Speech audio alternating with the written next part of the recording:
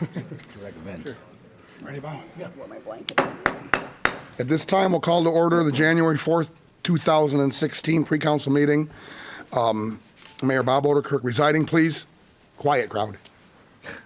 Start with roll call. Mayor Oderkirk. Here. Councilwoman Gavin, absent. She had a death in the family. Councilman Girl. Here. Councilman Hug. Here. Councilman McFarland. Here. Councilman Morris. Here. Councilman Mudrin. Here. Councilwoman Quillman. Here. Councilman Turk. Here. Are there any citizens to be heard on agenda items? Seeing none, we'll pass it over to the city manager. Good evening. We have a rather light agenda here this evening, but I'll review the highlights with you.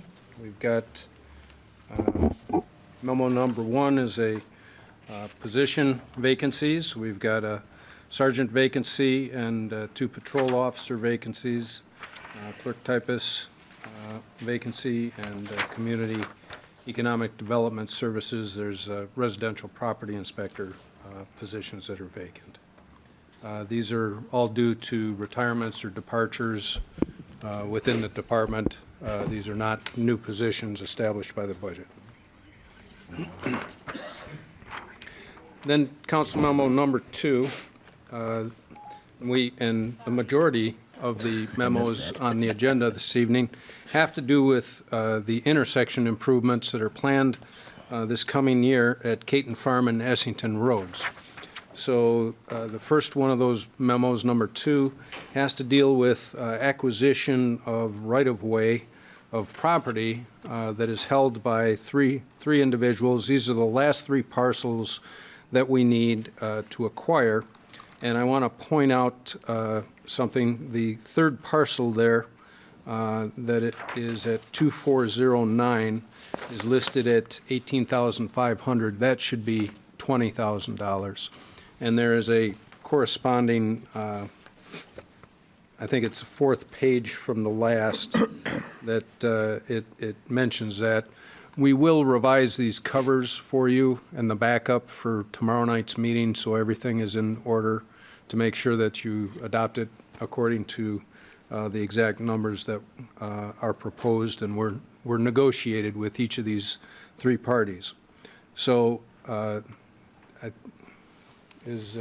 Jim Trisna, could you, why don't you come up to the podium if you would and just talk about the improvements at this intersection as we go through the agenda this evening, because the majority of the agenda, like I said, have to do with this intersection. Maybe you could start off by describing what the actual improvements to the intersection will be. Sure.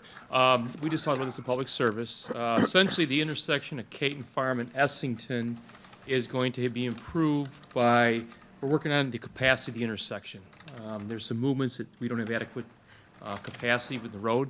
So with this project, we're going to go and add a designated right turn lane for southbound Essington to head west on Caton Farm Road. That's one of the improvements. We're going to have a designated right turn lane for eastbound Caton Farm to turn right and head south on Essington. We're also adding additional stacking capacity for the left turn lane for eastbound Caton Farm to turn north, head up towards the mall or Route 30/55. We're also, at the same time, going to grind and overlay all the legs of the intersection. Probably we're going back roughly 500-600 feet in each leg, and there'll be new traffic signals with the improvement. We will one last thing we're going to do too is under construction itself, we will actually keep the intersection open to traffic. There'll be times when you may lose a lane due to construction, but we will not have to have a detour. It'll be done under traffic, this improvement. And as Jim mentioned, that first memo, number 2, is to accept the last parcel of right-of-way. Maybe I'll just run through them, Jim, for you. Yeah, let's there's skip 6 of them out here. Number 3 and jump to Sure. memo number 4. Number 4, Council Member 4-16. That's the resolution appropriating motor fuel tax funds for the right-of-way. We're using motor fuel tax for our share of the project. And again, that memo will be revised to reflect the additional $1,500. We had a mistake on parcel 0011 So that total MF motor fuel tax resolution will be revised for tomorrow night to reflect the additional $1,500. But that's just strictly a MFT resolution appropriating that money. Item number 516 that's the resolution approving agreement with IDOT. Again, this is going to be one of these surface transportation program projects where we got federal money. It's a grant. The feds are going to pay 80% of the construction cost. We'll pay 20%. And the feds will also pay 80% of the Phase 3 construction engineering, which is the resident engineering work. We'll pay 20%. Now, the way this operates also is, as I explained to the committee, for construction, IDOT will actually have a bid opening and do a letting. They'll award the contract, and then they'll invoice the city for our share, our 20% share. So that money, and let me get to that number 4. I think it's number 4 I'm talking to you, or number 5, actually. A second here. Did I jump ahead, Jim, here in one? Any case, I know our share, I can't find the right memo in front of me. Actually, no, I don't have that copy of that one, Jim. That's okay, but I know the numbers. I can grab yours. The city's share, the estimated construction cost is about $1.8 million. Our share was about $340,000. It's in the memo. Actually, I don't have that memo in It's front of me. number 6. Number It's 6, Jim. $360,572. Yeah. Okay. And that's the our MFT share. resolution, And yeah. again, as Mr. Trisna pointed out, this is motor fuel tax funds, which is the gas tax that we get back from the state. So it's really not out of the pockets of our taxpayers. It's money that we get. The MFT comes from the state back to the city. But anyway, that's back to councilman number 5. That's the actual agreement with IDOT, and that's the one that says, hey, IDOT's willing to pay their 80% for construction and willing to pay 80% for the Phase 3 engineering. What I started telling you, though, is for Phase 3 engineering, we will have to pay the full amount up front. That's coming up a little bit later. I'll go over that one, that memo. It's about $250,000, $249,000, some change. We'll pay that out front of our motor fuel tax monies, and then we'll invoice the state for the 80% share of that. And that's memo number 7. That MFT resolution should be number 7, yes. And then the last memo in the group would be, it's an award memo. It's number 12. It's to award the Phase 3 engineering to Civil Tech Engineers. They're our consultant who's done Phase 1, the initial, the preliminary design, and Phase 2, the hard design. And again, that one should be, let's see, that one should be, the number I think was just under 250,000, 200, let's see here, excuse me, $249,880. And again, like I said to you, we'll appropriate that much MFT money up front. When the job is done, we'll then invoice the state for our 80% share back. So we'll get, I don't know, whatever, comes out about 180,000 or so back from the state. Okay? Mayor, question. Yes. Questions for me? Jim, how will that alleviate the traffic problem going north into the mall? Because that is always backed up, because some of the lights that are at the mall area, there's a couple lights, they're not always in sync, and the traffic gets backed up going right around the mall, east and west, and also north and south. I mean, I'm not gonna lie, that was a previous project we did. We did Right. improvement a few years ago, and actually, that's helped quite a bit, except it's still very busy around what we just went through, the holiday, the Christmas season. Most times of the year, though, you go out there, and I've been out there many times watching it, it works pretty well right near the that's at Hennepin, and then just north of there at Ring Right. Road, we put a traffic signal, which there never was one before. But this project is, I mean, this is a half-mile south. It probably is not going to have much Not of an gonna help at impact all. on that one. No, it's not. But again, I guess I've watched that, I've monitored it, and most times of the year, except for the Christmas rush, that intersection improvement has worked fairly well. Now, you have to wait. If you don't get a green light, you have to wait your turn. But when you do get a green arrow, it flushes out very well. Okay, just curious, thanks. Mayor, Yes. this is going to go on at the same time, Jim, as the bridge? If, assuming this right-of-way gets resolved, it could go on at the same time as the bridge, although, the bridge is what, about a mile and a half roughly, mile or so west of there? It could. Now, the bridge itself, that project, that was already, I just found out IDOT did award that contract. I believe D-Construction was the low bidder. We haven't been called for the pre-construction meeting for that one yet. They'll be getting in touch with us on that soon. And that one should take place, well, we'll find out more at the meeting when it's going to start, but probably late March, and it'll be all the way through Thanksgiving, because they're going to do that bridge, they're going to rebuild that bridge in halves. So, like I said, I've told anybody that's asked me, if you can avoid that bridge area, during the busy times, the morning and afternoon rush, try to avoid it if you got an alternate route. But there will be a lane in each direction open, but unfortunately, that's, you're losing half the capacity, because we have 2 lanes in each direction as of now. Okay, question. Are you going to show a detour for constituents? Well, we will not actually technically have a detour for, there is, I think we do, I take it back, we do have a detour when we're doing the bridge for that Van Dyke Road. It comes Right. along the side there, because when we're doing the north half of the bridge, that intersection will be closed. There'll be a detour for that. Again, you don't want to have people really go up to Renwick Road because of all the work being done on Route 30. So I get some people may do that route. They may go down the Black Road. They may try to leave earlier, what have you. in I the just want to know mornings. if we could offer them something else. Yeah, well, we'll see. We may be able to offer some. I know there's technically not a detour though, except for that Van Dyke Road, not for Caton Farm, because we are going to maintain a lane in each direction. Thank you. I was going to say, Jim, I think, great presentation, by the way, but I think what this is going to do a lot for are those folks coming out of the mall, going southbound, and being able to make that right-hand turn on the It's Cape definitely Farm going to Road, help. because There's a lot. right now, they back way up if, They do, and actually both of these, both these intersection improvements, this intersection, the work on the west leg is also going to have a big impact for the people who are, there's a lot of folks who live out in that area. Some people consider it Plainfield, it's Joliet, we all know, but Right, we're not sure where they're at because of their mailing address. Yeah. But the folks who live in that area west of 59 particularly, they're all funneling to Caton Farm. They're trying to either typically come back into town, or a lot of them are heading up to hit on 55, Route 55 to go up to Chicago or wherever they're going. Some take, of course, a lot of those folks do take the west frontage road to get to the interstate. Some do. Some come past here and go to the mall and right. loop around the mall to get on 30 and 55. I just Which think. should help a lot, Well, yes. if you're ever in that mall trying to go southbound on Oh, yeah. on Essington, I mean, it's, And that's a big, that's going to provide, we're going to provide a so lot there's actually much going to be more. a third right-hand turn lane? Yes, it'll be a third lane, Okay, yes. great, thank you. Yes. And I would say, you mentioned the improvements we made a year and a half ago over by the mall. That's been a Yes. huge success. Nothing but I positive think I think it's feedback. helped a lot, Larry. I've been out there watching myself. Actually, it's a couple years. I think we finished that maybe 3 years ago. now, 3 years believe it ago or already? not. Yeah, because I remember being out there. I remember sitting in the old theater parking lot and watching. And the theater's been down, I'm not sure how many years, but Jim Heller, how long, you tell us, how long it's been down? Probably 2-3 years, I'd say.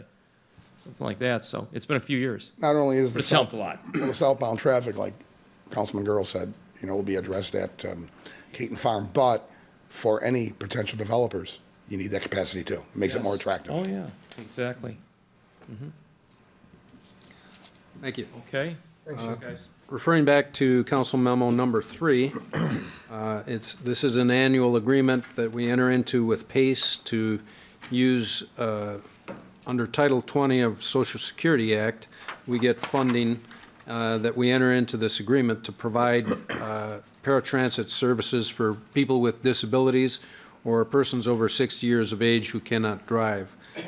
There's approximately, the agreement's for $142,581, and we get that money from Social Security, and then we turn it over to PACE to provide these services to, which is our 25% match in the cost for this. Then let's jump forward to Council Memo Number 8, since we've reviewed the others. And this is an acquisition of 2 lots, Lot 10 and 20, over by our East Side Wastewater Treatment Plant. And these were surplus property by Will County, just being sold for back taxes. And they come at a purchase price of under $650, which is probably less than we would pay for the right-of-way access that we would need for our wastewater treatment plant expansion. So we're acquiring those 2 parcels as part of that expansion.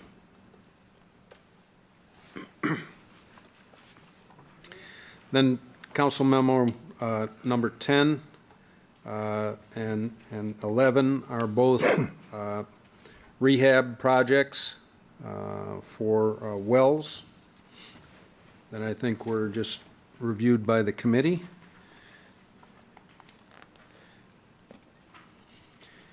And then item 14 is a change order for the Ida Street, Rainier Ave, and a net addition amount of $25,000. This is a temporary repave until weather changes, and then we'll go in with the final repavement of it. Then item 15, memo 15, is a change order, net reduction of just under $500 for concrete retaining wall and paving over at 224 Doris. And that is our agenda.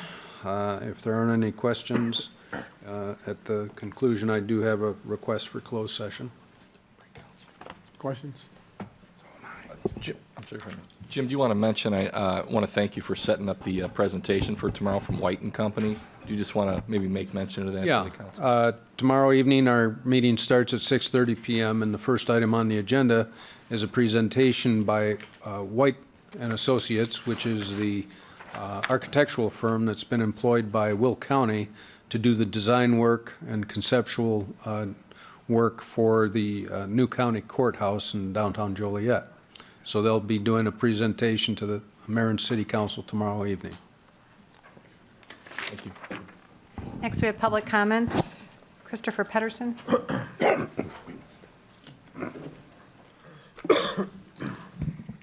Statesman IFB Pro Christopher Person 702 Vine Street, Illinois 605. To this distinguished body of councilmen and councilwomen, I want to address full council, legal counsel, and Chief City Manager James Hogg on the direction of our great city of Joliet City Chambers and the new office of the Inspector General that our city is adding to the legal department. I want to see our Inspector General work against the Bloomberg Network and other networks that create waste, fraud, and abuse from our great city and state of Illinois. If I could have council approve for administration, I greatly appreciate it. Thanks, Chris. Thank you. Is there anyone else that would like to speak under public comments?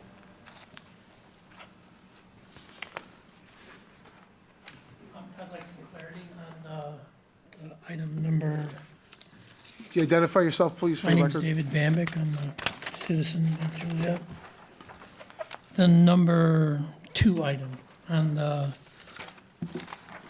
SSB grant that you're getting, is that directly through DHS or is it through IDHS? Which memo are you referring to, sir? The acquisition of right-of-way, I'm sorry, number 3, Oh, for the PACE grant. oh. Yeah, this is something we've done in prior years, and it requires a 25% copay, so to speak. That's our share of the cost to provide the service to those with I understand that. I was disabilities. just asking for clarity. You said that you were getting it through DHS? No, or is Social it Sec- through Social IDHS? Security. Through the Social Security Administration.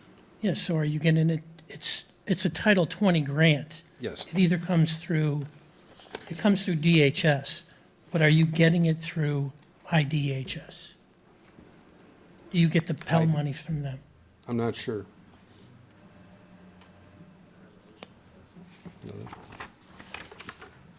You know what, I'll FOI the information from you. Well, that's all right. Yeah. Looking at the agreement.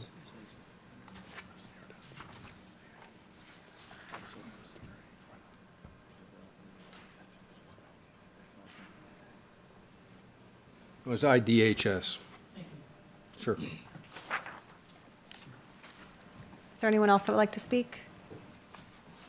Okay, seeing none, is there a motion to go into closed session to discuss personnel, collective bargaining, land acquisition, or conveyance pending or threatened litigation, after which the meeting will be adjourned? Second. Motion and seconded to approve. Councilman Girl? Aye. Councilman Hugg? Aye. Councilman McFarland? Aye. Councilman Morris? Aye. Councilman Mudron? Aye. Councilwoman Coleman? Aye. Councilman Turk? Aye. Motion carried. Just figure that.